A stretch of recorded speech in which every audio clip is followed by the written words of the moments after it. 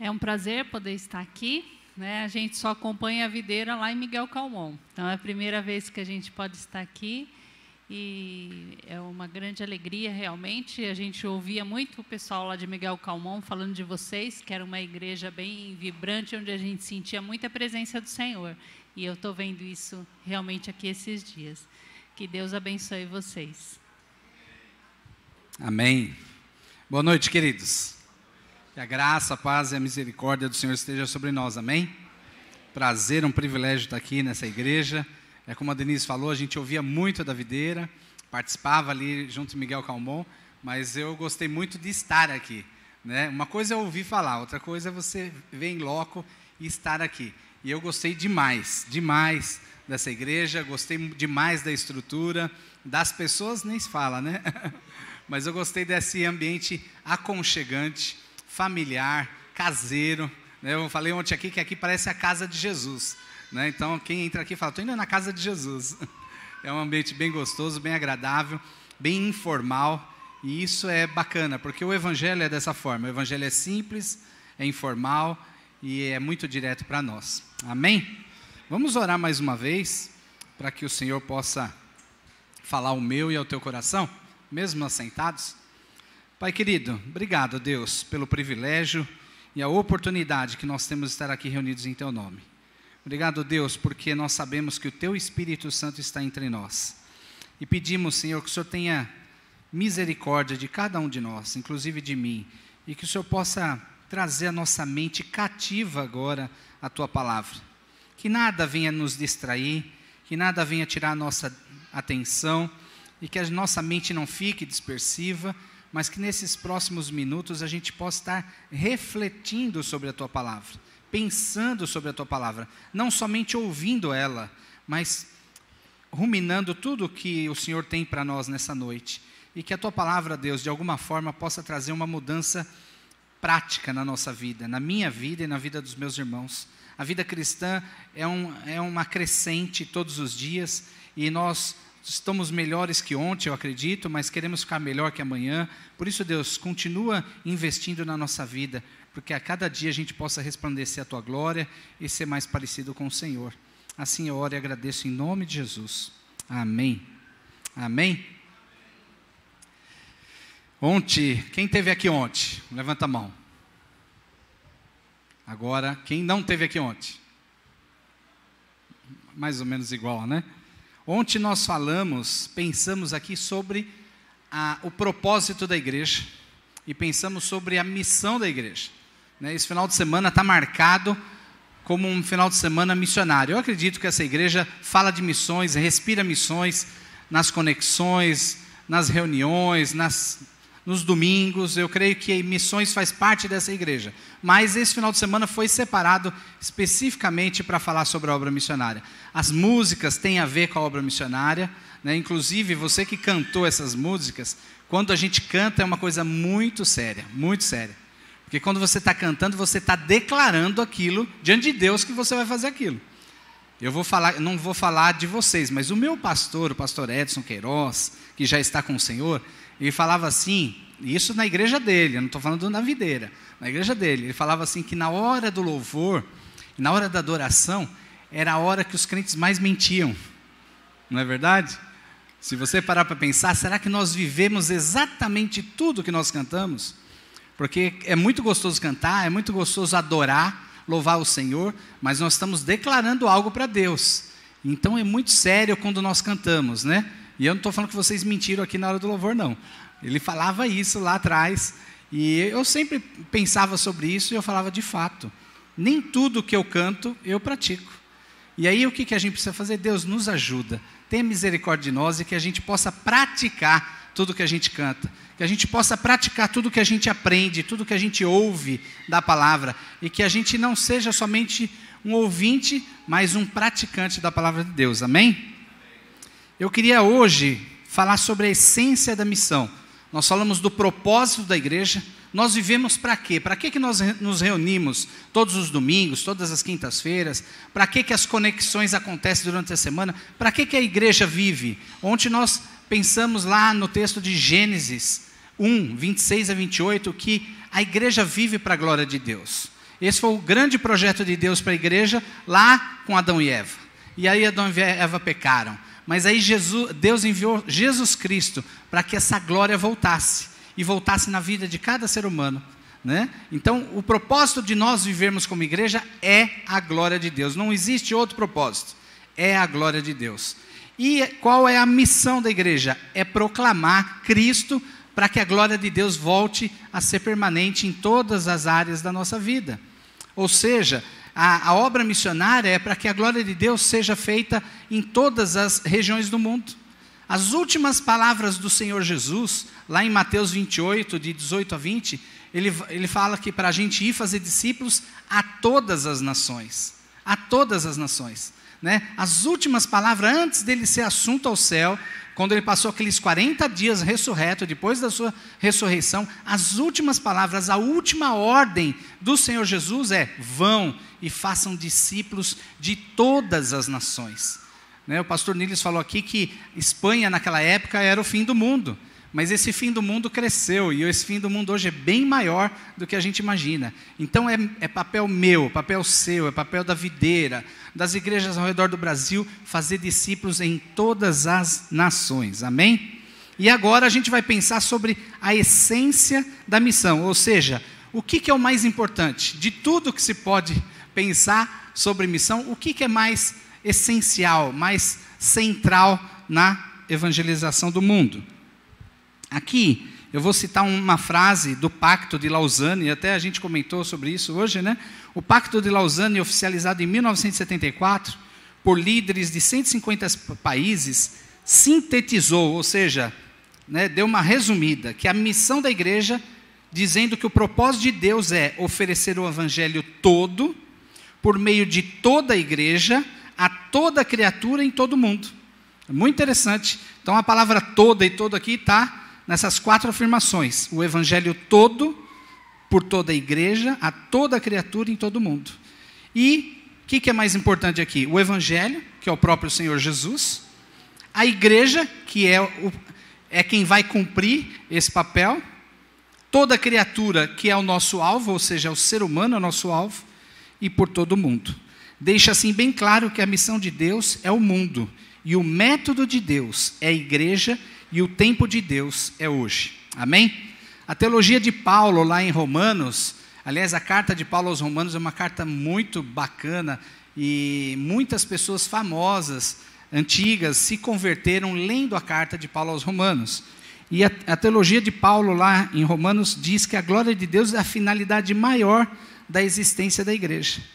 E a missiologia de Paulo enfatiza que a prioridade diária da igreja é anunciar Cristo onde ainda não fora anunciado. Abra sua Bíblia lá em Romanos 1, capítulo 1, a partir do verso 16. Carta de Paulo aos Romanos, capítulo 1, a partir do verso 16.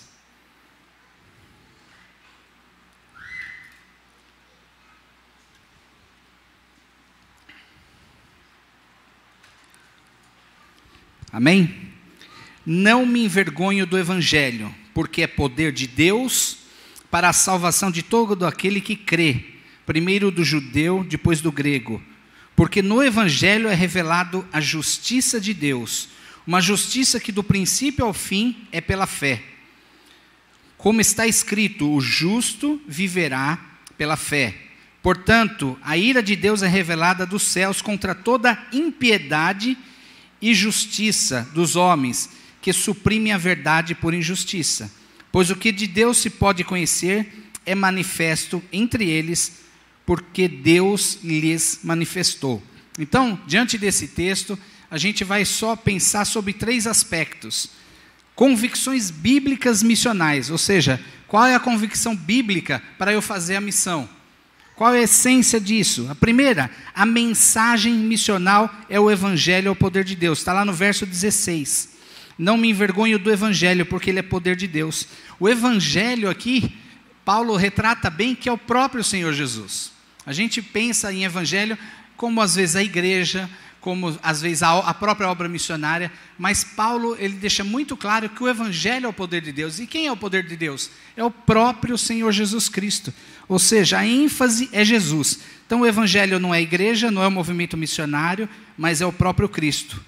Paulo diz, pregue o Evangelho, pregue a Jesus, as boas novas da promessa. Paulo ele não se envergonha do Evangelho, Paulo prega o Evangelho e fala do Evangelho. É muito interessante, que eu até comentei ontem, que nós missionários não temos muito tempo de ir em alguns cultos para receber, para ser alimentado. A gente está no campo, mas dando, né, e alimentando o povo. Então, quando a gente às vezes quer receber, a gente vai para o YouTube.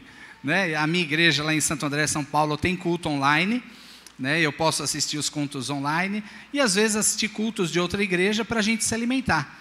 E o que a gente tem visto hoje em dia são pregações, são sermões que não falam de Cristo.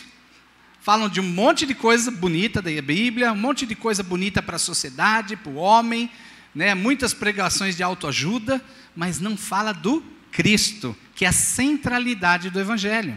Cristo é a centralidade do Evangelho. Cristo é a centralidade da vida cristã.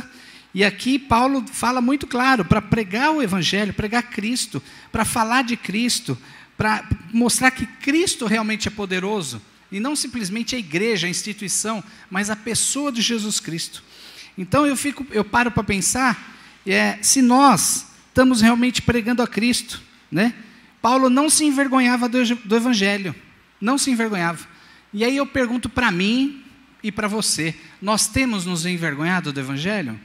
Nós temos deixado claro na sociedade, por onde a gente passa, no nosso trabalho, na faculdade, na escola, em todos os segmentos aqui da cidade, que nós somos de Cristo? Não somos crente, o cara é crente, o cara é evangélico. Não, nós somos seguidores de Jesus, né? A nossa caminhada, as nossas palavras, as nossas ações no dia a dia denunciam que Cristo está conosco. Isso é uma palavra para a gente pensar sobre isso e refletir sobre isso. É muito bacana a gente estar reunido aqui em família, é muito bacana a gente contemplar o Senhor, adorar o Senhor, falar do Senhor, mas como eu disse aqui ontem, essa reunião gostosa, prazerosa, é uma reunião para a gente se edificar, para a gente se fortalecer. Mas nós vamos mostrar o Evangelho, ou seja, vamos mostrar Cristo lá fora. A nossa igreja em Santo André, o pastor Edson, ele pôs uma frase na porta de saída da igreja. A pessoa quando sobe a rampa assim do templo e vai sair para fora, está escrito assim na parede: você está entrando em campo missionário. Você está entrando em campo missionário. Ou seja, a luz ela tem que brilhar lá nas trevas, não onde está cheio de luz. Aqui é um monte de luzeiros, não é?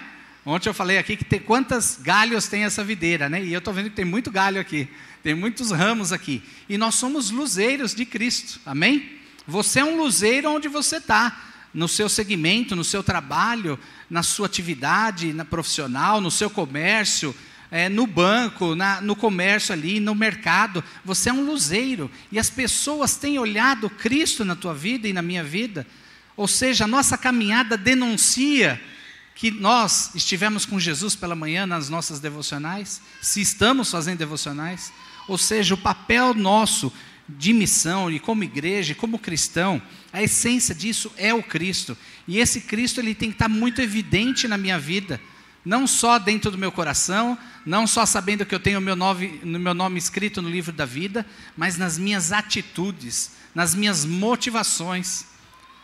Eu penso ali nos religiosos da época de Jesus. Aliás, o que Jesus mais fez durante o ministério dele foi combater os religiosos, não é? Jesus andava com mulheres de má fama, com homens de má fama, beberrões, comilões, era chamado como amigo de pecadores, mas o que ele mais combateu durante os 3 anos de ministério foi com os crentes da época. Ou seja, com quem mais Jesus teve trabalho foi com os cristãos, ou seja, com os judeus da época, que eram os religiosos, porque a motivação deles não era de fato andar com Cristo, mas era parecer, ter aquela aparência de crente, aquela aparência de religioso. E hoje em dia, infelizmente, nós temos visto isso na igreja evangélica do Brasil, né? A gente vê muita coisa bonita, muita coisa bacana, mas lá no fundo, será que a motivação nossa é verdadeiramente estar em Cristo e fazendo as obras que Cristo fez e ainda maiores do que ela fez. Ontem eu falei que o meu pastor dizia que, eu falo muito do meu pastor porque ele foi 40 anos meu pastor, e ele faleceu em 2016, então é bem recente. Então eu aprendi muitas coisas com ele, e ele falava que todo bom crente é um defunto. Amém, defuntos? Quem esteve aqui sabe, né? Amém, defunto? Porque todo crente, ele morreu para as suas próprias vontades. Lá em Gálatas 2:20 fala: não sou mais eu quem vivo, mas é Cristo que vive em mim. E esse viver agora vive no poder do Espírito Santo. Ou seja, todo crente está crucificado na cruz com Cristo. As minhas vontades, os meus desejos. O casal que vai agora para Miguel Calmon amanhã, eles pegaram a vidinha deles e pregaram na cruz. E agora eles não têm mais vontade, porque Cristo que vai ter vontade através da vida deles. Essa é a grande coisa de fazer missões. É você abrir mão das suas vontades, dos seus desejos, dos seus planos e falar: Jesus, eu entrego tudo nas tuas mãos. Agora quem vai conduzir a minha vida é o Senhor. E é isso que eles têm feito, é isso que o Plínio Geralda fez, que o Rodrigo e a Jéssica fez. Né?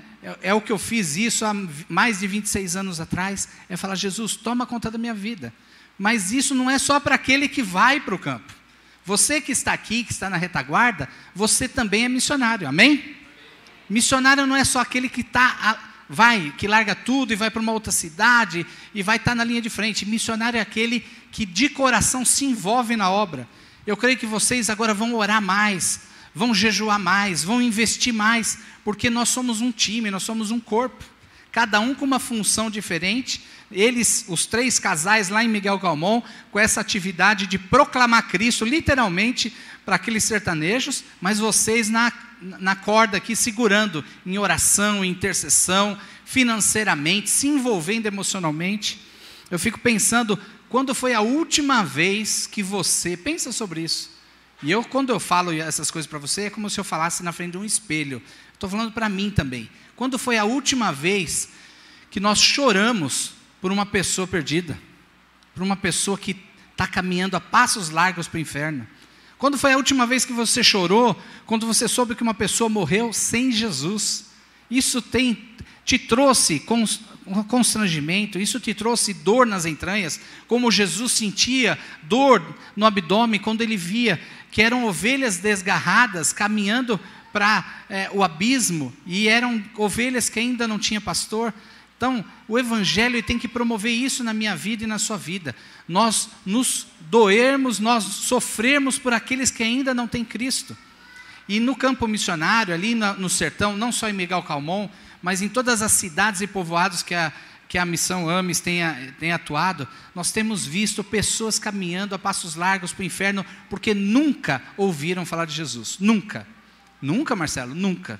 Tem povoados, tem sítios, tem comunidades sertanejas que nunca ouviu sobre Cristo uma única vez. Você imagina, essa pessoa está caminhando para o inferno, nas trevas, sem saber que existe uma luz, sem saber que existe um caminho, o caminho que é Jesus Cristo. Então fica esse desafio para a igreja videira, se tornar missionária junto com esses missionários, junto ali em Miguel Calmon. Eu vou falar aqui de algumas implicações desta convicção missional. Então, a primeira é a mensagem, é Cristo. Nós temos que entender que a mensagem de pregação é o Cristo. E como o pai do pastor Nílios falou ontem aqui, é simplesmente pregar arrependimento. A gente tem que pregar arrependimento e pregar e falar para as pessoas, literalmente, que o pecado separa o homem de Deus. A gente não precisa florar as mensagens, não precisa tornar ela simpática, bonita, agradável, não. Nós temos que ser diretos, amorosos, mas diretos. O homem é pecador e está separado de Deus. E ele precisa se arrepender para voltar a ter relacionamento com esse Deus. A primeira implicação desta convicção o Evangelho jamais será derrotado. Porque o Evangelho é Cristo, sofrerá oposição, seus pregadores serão perseguidos, serão caluniados, mas não derrotados. Porque o Evangelho é Cristo.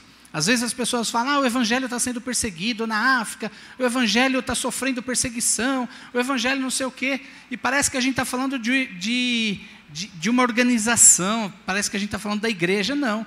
Nós estamos falando de Jesus. Jesus está sendo perseguido. Jesus está sendo enxotado. Jesus está sendo humilhado. mas ele não será derrotado, porque ele vive e reina para sempre. Amém? A segunda implicação é que o evangelho não é plano da igreja para a salvação do mundo. A gente acha que o evangelho é um plano da igreja. Não é. Na verdade, o plano de Deus é para a salvação da igreja. O evangelho não é o plano da igreja para a salvação do mundo, mas o plano de Deus para a salvação da igreja. A igreja só é igreja quando segue a Cristo. E isso é uma coisa também muito interessante. Tem muita igreja que se diz evangélica, que prega a palavra, mas não ela toda, né? Porque se pregasse ela toda, ela ia ter pregações centradas na pessoa de Cristo, né? Eu acho que até culto administrativo deveria falar de Jesus. Até culto administrativo. Porque a essência da Bíblia, a essência do Evangelho é o Cristo, não é outra coisa. Então nós precisamos pregar Cristo, a gente precisa conhecer Cristo, a gente precisa viver Cristo e testemunhar de Cristo. Isso deve ser central na minha vida e na tua vida. Amém? Em terceiro lugar, o Evangelho não deve ser apenas compreendido e vivido, ele deve ser pregado pelo povo de Deus. Ou seja, a gente precisa proclamar. Eu acho bacana, gosto demais das conexões. Eu participo algumas vezes lá em Miguel Calmon. Que conexão é uma célula, é um grupo familiar, não importa a sigla que a gente use, mas é a vivência da vida da igreja nas casas, nos lares. E isso acontecia na igreja primitiva, lá em Atos dos Apóstolos, eles viviam de casa em casa. Se você ler o livro de Atos, você vai ver que o povo se reunia na casa do fulano, o povo se reunia na casa de ciclano, o povo se reunia na casa de Beltrano, sempre de casa em casa. Então isso é bíblico, e glória a Deus porque a videira tem feito isso. Mas nós também precisamos proclamar, ou seja, a palavra querigma no grego é a falar, anunciar. Ou seja, eu sei que vocês levam pessoas não crentes para as células, para as conexões, e ali as pessoas têm a oportunidade de ouvir do plano da salvação, mas nós precisamos proclamar onde a gente estiver, onde a gente estiver. A Denise é um barato. A Denise, quando ela vai nos consultórios médicos, laboratoriais, assim, e geralmente demora muito, né? E em Petrolina, onde a gente mora, demora mais do que o normal. E aí ela fica lá, ela fala, não, Deus, o senhor tem algum propósito? Para eu ficar 3 horas esperando uma consulta, é porque o senhor quer me usar aqui. E toda vez ela faz isso, e toda vez Deus coloca uma pessoa para ela conversar. E é uma oportunidade para falar de Cristo. Uma oportunidade. Eu não lembro o nome do fundador da missão Cruzada Estudantil e Profissional para Cristo. Eu não lembro o nome dele, mas não importa o nome. Mas ele falava uma coisa muito importante. Ele falou, se uma pessoa passar mais do que 2 minutos ou 5 minutos do teu lado, é porque Deus tem um propósito na vida dela. Se uma pessoa ficar parada mais que 2 minutos do teu lado, é porque Deus tem um propósito na vida dela. Ou seja, nós não podemos perder as oportunidades. Não podemos, a gente não sabe quando vai chegar o dia da pessoa. Eu já tive a oportunidade de pregar o evangelho e não preguei, e essa pessoa depois de alguns dias sofreu um acidente e morreu. Será que a última oportunidade dela seria comigo? Será? Será que a última oportunidade de pessoas que sentaram com você dentro do ônibus, ou estiveram com você ali na feira, no mercado, no consultório, será que foi a última oportunidade de ouvir do amor de Deus? Então o crente ele não pode viver assim no mundo da lua, ele tem que estar atento, ligado, porque Deus não desperdiça as circunstâncias, Deus não desperdiça momentos, e nós precisamos estar sempre dispostos a fazer a vontade do Senhor. Amém? Uma igreja, uma pessoa, uma missão que não proclama Jesus, está menosprezando a expressão do poder de Deus na terra e a própria essência do Evangelho, que é Jesus Cristo. A segunda essência da missão para a igreja aqui é a necessidade missional. Qual é a necessidade? Está no verso 18. Lá no verso 18 fala assim, portanto a ira de Deus é revelada dos céus contra toda impiedade e injustiça dos homens. Ou seja, a necessidade missional é o próprio homem, é o próprio ser humano. A humanidade impiedosa e perversa. A ira de Deus é contra toda perversão. A humanidade está corrompida e ela precisa de Deus. Ela precisa de Deus. Né? Nós ontem falamos que nós tivemos um ministério ali na região da Boca do Lixo em São Paulo. Trabalhamos durante 16 anos pregando e proclamando o evangelho para pessoas que estão à margem da sociedade. Desde o início da década de 90, nós ficamos 16 anos lá. E ali a gente pôde proclamar Cristo entre as prostitutas, entre os travestis, entre os drogados, os moradores de rua, os detentos nas cadeias, proclamar o Cristo, para que haja arrependimento, para que as pessoas se voltem para Deus e haja uma conversão, ou seja, a pessoa está caminhando para lá, e aí ela tem aquele impacto com Deus, e ela faz uma conversão e converge na direção de Cristo. Nós fizemos isso durante 16 anos, moramos numa grande casa, abrigando essas pessoas, morando conosco, para que Cristo fosse manifesto na vida delas. Então nós precisamos alcançar as pessoas estão perdidas. Às vezes a gente olha as pessoas na sociedade, eu sou muito observador, eu gosto de observar as pessoas, o comportamento, e às vezes eu fico no aeroporto lá, eu fico olhando pessoas tão diferentes no aeroporto, né? Maneiras de se comportar, forma de vestir, mas é incrível que não importa de onde a pessoa é, qual é a classe social, a idade, simplesmente Deus fala, é a minha imagem e semelhança que está ali caminhando, a minha imagem e semelhança. E ontem nós falamos sobre isso. Todo ser humano na terra é a imagem e semelhança de Deus. Porque a Trindade ali, né, no início, quando criou Adão e Eva, a Trindade falou, façamos o homem a nossa imagem e semelhança. E toda a humanidade é descendente de Adão e Eva. Agora, por causa do pecado, essa imagem e semelhança de Deus, essa glória de Deus, que devia estar tomando todo ser humano, ela está sendo ofuscada por causa do pecado. A casca de pecado encobre e ofusca a glória de Deus. Então, por isso que nós precisamos pregar o evangelho. Aqui eu vou falar de algumas estatísticas que tem no mundo. Olha só, a nossa realidade aqui, a realidade de vocês é Feira de Santana. Também é Miguel Calmon, também é lá no Rio Grande do Sul. Eu até comentei ontem que vocês estão no caminho certo, vocês estão obedecendo o ID de Jesus em todas as regiões. Porque Atos 1,8 fala, vocês vão receber poder ao descer sobre vós o Espírito Santo, e vocês serão minhas testemunhas, ou seja, vocês têm que falar de mim, o que vocês têm visto e vivido em Cristo, aonde? Qual é a geografia? Em toda Jerusalém, toda a Judéia, Samaria e confins da terra. Eu expliquei ontem que a Jerusalém era a cidade muito importante da época, a Judéia era uma área maior, que era tipo o estado de Jerusalém, que Jerusalém era a capital da Judéia, Samaria uma região mais distante, e os confins da terra, os outros países ao redor na época. E para a gente hoje é isso.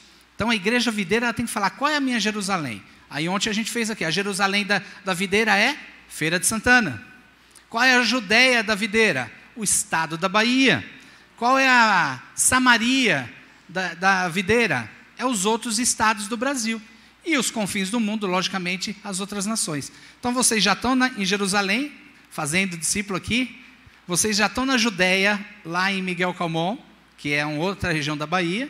Vocês já estão na Samaria, que já tem trabalho lá no Rio Grande do Sul, que hoje é considerado o estado mais difícil de evangelizar do Brasil. O Rio Grande do Sul, pelos missiólogos e estudiosos, é considerado o estado mais difícil de se evangelizar no Brasil atualmente. Vocês já estão lá. E agora eu falei para o Niles, joguei uma batata quente na mão dele, falei, agora chegou a hora de vocês escolherem uma nação. Amém? Quem vai para fora do Brasil? Fala, Senhor, eis-me aqui, manda eu.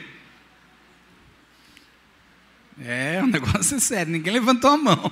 Mas eu creio que essa igreja pode fazer diferença entre as nações. Pastor, uma igreja pequena, tal, mas vocês podem. Porque quem vai fazer não são vocês, é o próprio Cristo. Vocês só têm que falar, eis-me aqui, Senhor, como igreja, e quem sabe Deus vai levantar alguns aqui, um casal, e falar, eis-me aqui, Senhor, eu estou pronto para ir para as nações. Quem sabe um outro país da América do Sul, da América Latina, África, Ásia, não sei, mas é ordem de Deus, não é opcional. Videira, se vocês tiverem um tempinho na agenda aí, entre um encontro com Deus e uma festa aí, vocês vão lá para as nações. Não, é uma ordenança, é uma ordem, é um imperativo. Então, a gente precisa estar atento às ordens de Jesus. A estatística aqui fala assim, 40 milhões de africanos falam mais de 1.200 línguas, que ainda nada conhecem do Evangelho de Cristo. 1/3 das línguas do mundo nada tem da palavra de Deus. Há mais de 100 etnias no Brasil sem presença missionária. A Europa vive hoje uma fase pós-cristã, ou seja, há menos de 2% de cristãos na Alemanha, que é o berço da reforma. França tem menos de 1%. Tem vários países da Europa que não chega a 2% de cristãos. O islamismo, o budismo e o hinduísmo cresce assustadoramente. O islamismo é predominante em 43 países. 20% da população mundial é islâmica. Os segmentos menos evangelizados do Brasil. Isso aqui foi feito pelo nosso querido pastor Ronaldo Lidório. Segmentos menos evangelizados. Quem é o povo não alcançado dentro do Brasil? Indígenas. 121 etnias não têm presença missionária. Ribeirinhos. 10.000 comunidades não têm presença missionária, ou seja, são lugares que as trevas estão dominando, porque onde há ausência de luz, as trevas dominam. Então você imagina como deve ser hostil morar num lugar desse? Ciganos, 700.000 não têm presença missionária, é um povo nômade que está em vários lugares ao mesmo tempo. Quilombolas, onde a gente tem o privilégio de ter contato no sertão. 2.000 comunidades ainda não têm presença missionária. Sertanejos, aqui ele pôs uma estatística de assentamentos, mas eu acho que essa estatística é bem maior por conta dos sítios, dos povoados pequenos. Há, assim, povoados que eu ando 50, 70 quilômetros em estrada de chão, e aí eu vou encontrar um povoado rural 70 quilômetros da cidade mais próxima. Então eu acredito que essa estatística é muito maior. Aqui fala que 6.000 assentamentos não têm presença missionária entre os sertanejos. Imigrantes, há mais de 100 países representados no Brasil, dentre deles 27 países fechados, ou seja, é um povo a ser alcançado, os imigrantes dentro do Brasil. Os surdos, comunidade surda no Brasil, há mais de 10 milhões de surdos que ainda não têm contato com o Evangelho, por conta da língua. É sério, as estatísticas não são simplesmente números, é muito real. E aqui as últimas segmentos menos evangelizados do Brasil está entre os mais pobres e os mais ricos. Ou seja, os mais ricos estão nos condomínios fechados, aqueles condomínios top mesmo que eu nem sei se tem aqui na Feira de Santana, sabe? Aqueles condomínios muito que as pessoas chegam de helicóptero e tal. As pessoas não têm acesso ao Evangelho. É muito interessante pensar sobre isso. Há um grupo de bilionários no Brasil que o Evangelho não é acessível a eles. E eles precisam do Evangelho. Eles são alvo do amor de Deus. A gente geralmente pensa nos mais pobres, mas os extremamente ricos também é um povo não alcançado. E aí precisa de estratégias específicas para alcançar esse povo. E também os mais pobres nas grandes cidades, né, onde eu tive o privilégio de passar 20 anos do meu ministério trabalhando com os mais pobres das grandes cidades, ou seja, dos grandes centros urbanos, né? Então, o desafio é muito grande. E o último tópico aqui da nossa mensagem está sobre a manifestação missional, ou seja, a mensagem é Cristo, a necessidade é o ser humano, e a manifestação missional é que Deus convida o homem a crer. Somos salvos pela manifestação de Deus. Seu amor é a segurança que somos salvos. Não é capacidade, estratégia de igreja pelo que somos salvos. Não, nem pelo esforço humano. Nós somos salvos pela fé. É um grande desafio para mim, para você e para toda a humanidade. É falar de Cristo, do amor de Cristo, do que Cristo fez na minha vida, na tua vida. Evangelizar é isso. Falar de Cristo é isso. Falar, eu era desse jeito, e aí Cristo entrou na minha vida e Cristo transformou, e tem transformado, e tem moldado a minha vida, e hoje eu vivo dessa forma. Falar do amor de Deus é isso, é falar de como antes sem Jesus e agora com Cristo. Amém? C.S. Lewis nos diz que a imutabilidade do caráter de Deus, Pai amoroso, é a segurança da nossa salvação. Amém? Vamos agora ler o último texto que está em Romanos, capítulo 10. Quem puder abrir, Romanos capítulo 10, a partir do verso 9.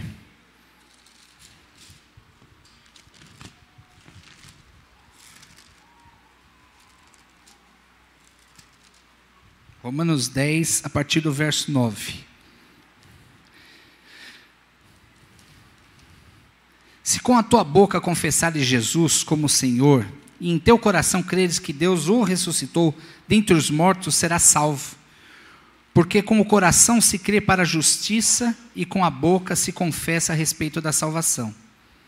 Porquanto a Escritura diz, todo aquele que nele crê não será confundido, pois não há distinção entre judeu e grego, uma vez que o mesmo é o Senhor de todos, rico para com todos os que o invocam. Porque todo aquele que invocar o nome do Senhor será salvo. Como, porém, invocarão aquele em quem não creram? E como crerão naquele de quem nada ouviram? E como ouvirão se não há quem pregue? E como pregarão se não forem enviados? Como está escrito, quão formosos são os pés daqueles que anunciam as boas novas. Amém? Vocês estão enviando o casal aqui essa noite, né, para que eles possam anunciar a Cristo, para que as pessoas possam ouvir que existe um Cristo que reina e vive soberanamente, e que a vida não está fadada a comer, beber e dormir e esperar a morte chegar. Mas Deus quer relacionamento com o ser humano. Deus quer restaurar esse relacionamento que foi quebrado lá no Éden, com Adão e Eva. E cabe a mim e a você proclamar isso lá em Miguel Calmon, em Feira de Santana, na Bahia, no Brasil e no mundo, que Jesus vive e reina. Amém? Deus ordenou, a sua palavra sempre foi obedecida. Deus ordenou e a sua palavra sempre foi obedecida. Ele disse, haja luz, e houve luz. Falou ao mar a ele, e ele se abriu. Sua palavra foi obedecida por demônios, que foram expulsos, enfermos que foram sarados, muralhas que caíram. Ele falou e a tempestade, e ela se acalmou. Deus ordenou à igreja, vá por todo o mundo, anuncia Jesus a todas as nações. Após 2000 anos de cristianismo, Jesus ainda permanece desconhecido por parte do planeta. Mais de 3.500 línguas faladas por 2 bilhões de pessoas não o conhecem.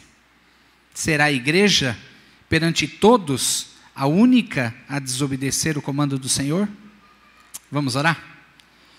Pai querido, obrigado, Deus, pela tua palavra rica, poderosa, mais penetrante do que uma espada de 2 gumes.